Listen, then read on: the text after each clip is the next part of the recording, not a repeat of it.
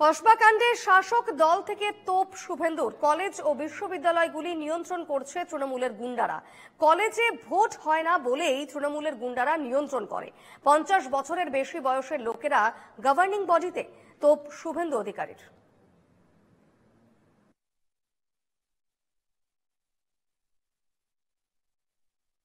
সংসদের নির্বাচনের সঙ্গে কোনো সম্পর্ক নেই।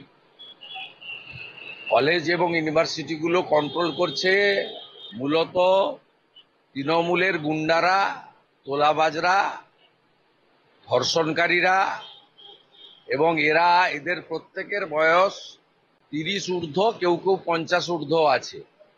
এদের সবাই বিবাহিত, এদের 2-3টে করে বাচ্চা আছে।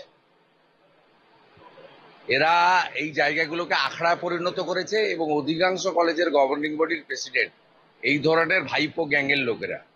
জায়গায় অধ্যক্ষরা ভয়ে এবং চাপে থাকে, আর অনেক জায়গায় স্পাইনলেস অধ্যক্ষরা আছেন যাদের যোগ্যতা নেই অধ্যক্ষ হওয়ার। ঋত্য বসুরা যোগ্যতা তাদেরকে করেছেন। বিকাশ ভবন থেকে তো হয় না, তৃণমূল অফিস থেকে শিক্ষা দপ্তর নিয়ন্ত্রিত হয়। ক্যামাক স্ট্রিট থেকে তালিকা আসে, আপনি করবেন, করার কিচ্ছু নেই।